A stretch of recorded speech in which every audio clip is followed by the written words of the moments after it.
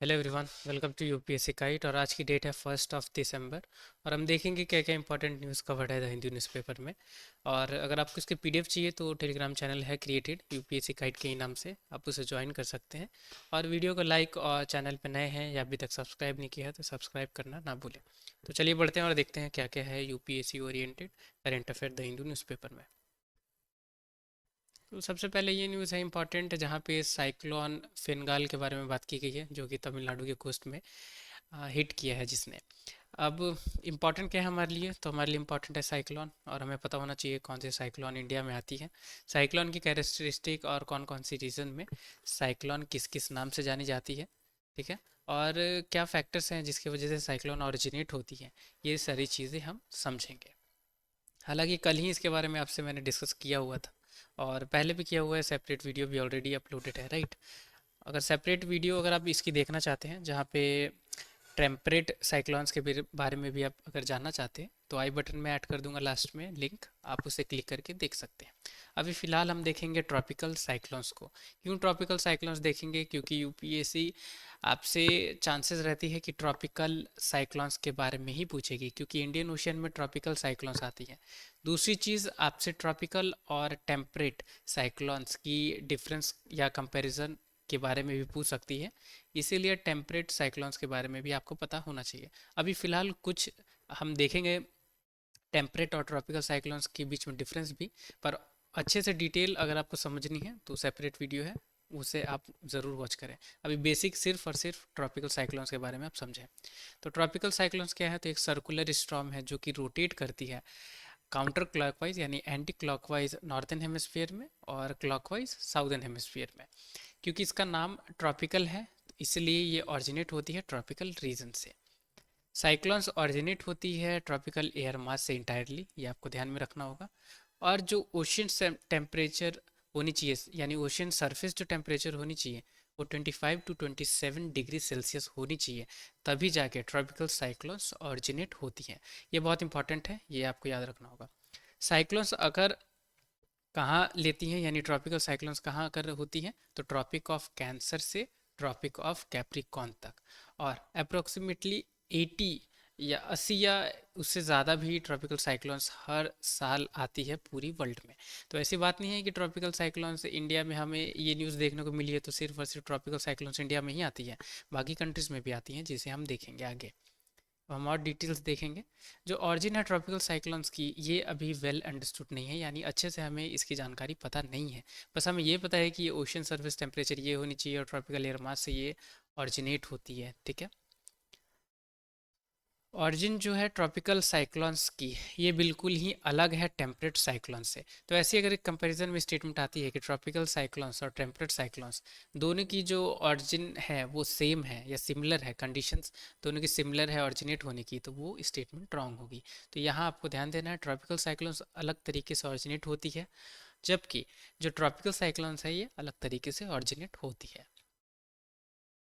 अब हम कैरेक्टरिस्टिक देखेंगे ट्रॉपिकल साइक्लोन्स की। तो आइसोबार्स जो होते हैं वो सर्कुलर इन शेप होते हैं ट्रॉपिकल साइक्लोन्स के, जबकि टेम्परेट की ये एलिप्टिकल शेप में होते हैं। डायमीटर्स की अगर बात की जाए तो 150 मीटर से 300 मीटर्स इसकी डायमीटर होती है ट्रॉपिकल साइक्लोन्स की। जबकि टेम्परेट साइक्लोन्स की बात की जाए तो वो बहुत बड़े होते हैं, जैसे यहाँ आप देख सकते हैं 1600 मीटर्स, ये इतने बड़े कि पूरे यूरोप को कवर कर सकते हैं। ठीक है। पर ट्रॉपिकल साइक्लोन्स है ये छोटी होते हैं डायमीटर में। ये बहुत इंपॉर्टेंट एक फीचर है ट्रॉपिकल साइक्लोन्स की, जिसे अलग बनाती है टेम्परेट साइक्लोन से, कि ट्रॉपिकल साइक्लोन्स में फ्रंट्स नहीं होते हैं। फ्रंट्स क्या होते हैं? तो लेयर ऑफ एयर मास, तो गर्म और ठंडी एयर मास जो होती है लेयर, वो अवेलेबल नहीं होती है ट्रॉपिकल साइक्लोन्स में, जबकि ये फ्रंट्स जो हैं कोल्ड और वार्म, ये प्रेजेंट होते हैं टेम्परेट साइक्लोन्स में। ठीक है। तो ये फीचर है इंपॉर्टेंट टेम्परेट साइक्लोन्स की, जबकि ट्रॉपिकल साइक्लोन्स में फ्रंट्स नहीं होते हैं। एनर्जी कहाँ से डिराइव्ड होती है ट्रॉपिकल साइक्लोन्स में? तो वो होती है लेटेंट हीट से। अब और डिटेल्स देखेंगे। वेलोसिटी यानी speed 50 to 300 kilometre per our होती है ट्रॉपिकल साइक्लोन्स की, ये बहुत ही फास्ट होते हैं। जबकि टेम्परेट जो साइक्लोन्स होते हैं उनकी speed 5 to 25 kilometre per hour ही होती है। ठीक है। ज़्यादा स्पीड ये ट्रैवल नहीं करते हैं, जबकि ट्रॉपिकल साइक्लोन्स बहुत ही फास्ट होते हैं। कब ऑरिजिनेट होते हैं ट्रॉपिकल साइक्लोन्स? तो ऑटम सीजन में होते हैं, बिटवीन समर एंड विंटर्स, ठीक है। और जो क्लाउड फॉर्म होती है ट्रॉपिकल साइक्लोन्स में, वो होती है cumulo nimbus.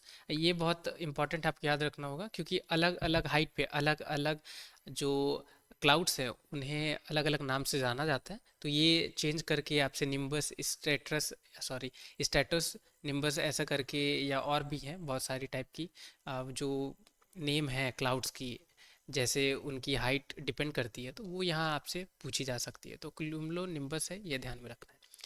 Tropical cyclone torrential rainfall देती है, बहुत ज़्यादा रेनफॉल होती है, और बहुत ज़्यादा, जिसकी वजह से लाइफ और प्रॉपर्टी भी डैमेज होती है, ठीक है। हेवी रेनफॉल होती है। इस इमेज में अगर आपको विजिबल होगी तो आप देख सकते हैं पूरी रोड में पूरी वाटर भरी हुई है, राइट, क्योंकि बहुत हेवी रेनफॉल होती है ट्रॉपिकल साइक्लोन जब आती है, तब लेकर आती है अपने साथ। अब हम और चीज़ें देखेंगे कि कौन कौन सी एरिया में या कौन कौन सी रीजन में कौन कौन सी नाम से इसे जाना जाता है, ठीक है। तो चाइना में अगर आती है तो उसे टाइफून के नाम से जाना जाता है, ठीक है। जापान में अगर आती है तो टाइफू, और ऑस्ट्रेलिया में अगर आती है तो विली विली, इंडिया में आती है तो ये तो साइक्लोनसी के नाम से हम जानते हैं, और अगर ये अमेरिका तरफ आती है तो उसे हरिकेन्स के नाम से हम जानते हैं, ठीक है। हालांकि ये यहाँ मेंशन नहीं है, पर कल मैंने आपके साथ डिस्कस किया हुआ था, पीडीएफ में उसे ऐड कर दूंगा, आप उसे ज़रूर नोट डाउन करें। उम्मीद करूंगा कि कल आपने नोट डाउन किया होगा, अगर नहीं किया है तो मैं एक बार दोबारा रिपीट कर दे रहा हूँ, आप उसे नोट डाउन कर सकते हैं, ठीक है। तो अगर अमेरिका में आती है ट्रॉपिकल साइक्लोन्स तो उसे हम हरिकेन्स के नाम से जानते हैं।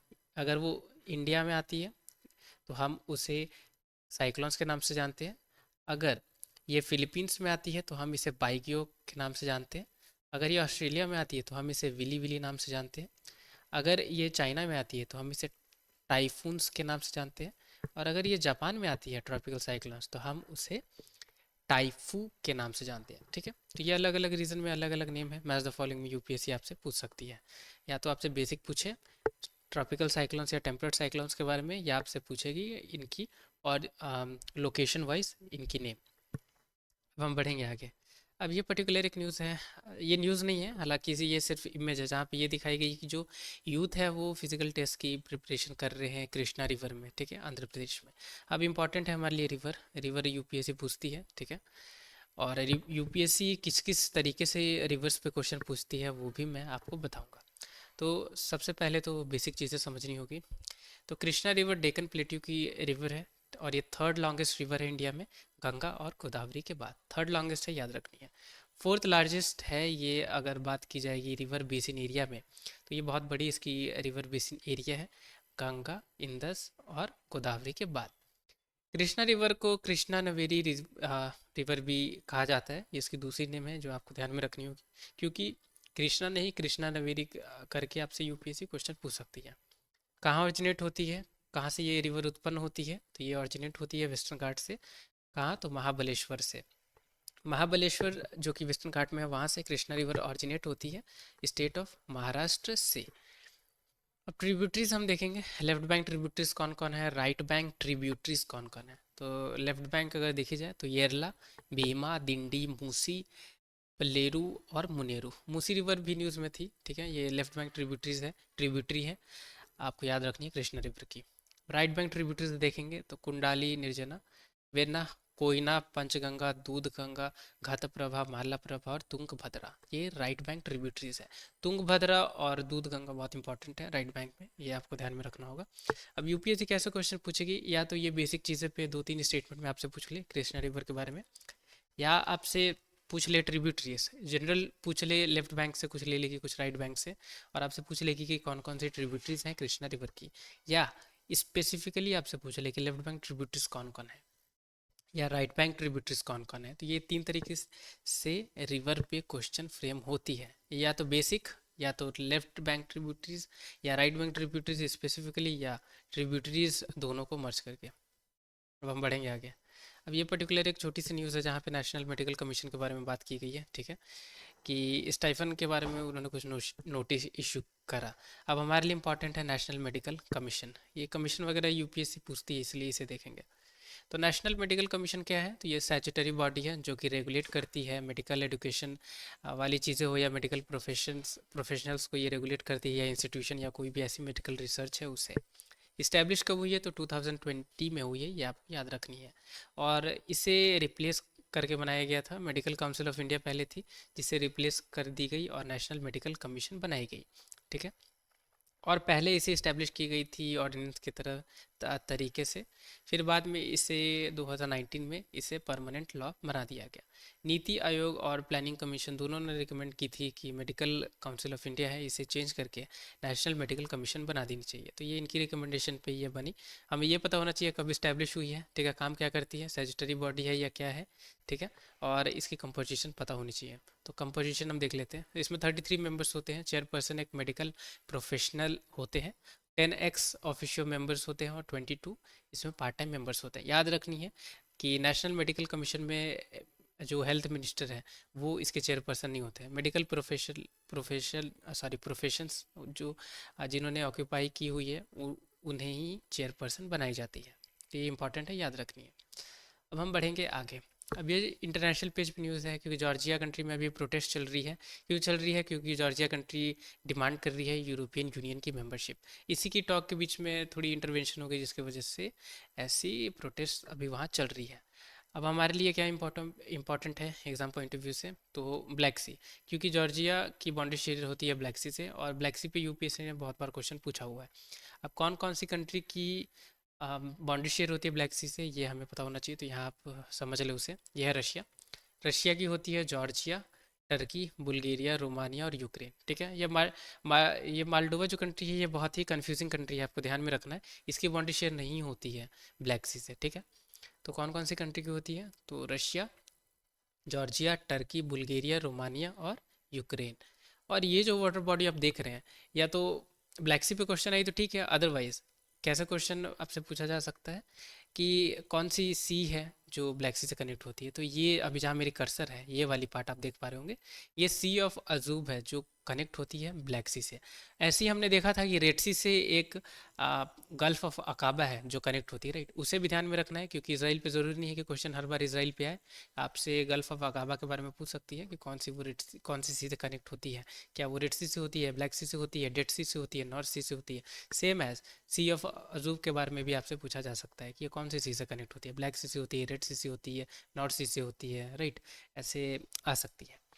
अब कौन कौन सी कंट्री से जॉर्जिया की बाउंड्री शेयर होती है? तो टर्की है, रशिया है, अजरबैजान है और यहाँ रोमानिया है। ठीक है। अब हम थोड़ी एटलस में देखने की कोशिश करेंगे और भी सारी चीज़ें। ठीक है। तो कॉकस माउंटेन आप देख सकते हैं, बाउंड्री शेयर होती है जॉर्जिया की। ठीक है। और रियोनी रिवर बहती है जॉर्जिया में, पूरा रिवर भी बहती है। ठीक है। ये दो चीज़ें हैं, दो इंपॉर्टेंट रिवर हैं। ठीक है। और अल्जानी भी रिवर कुछ समय पहले न्यूज़ में थी। तो ये तीन रिवर इंपॉर्टेंट है जॉर्जिया की। ये बस आपको याद रखनी है कि कॉकस माउंटेन इससे बाउंड्री इसमें पास होती है। आपको याद रखनी है कि आप एक बार गूगल करेंगे ज़रूर कि कॉकस माउंटेन कौन कौन सी कंट्री से इसकी बाउंड्री शेयर होती है, कौन कौन सी कंट्री में यह फैली हुई है।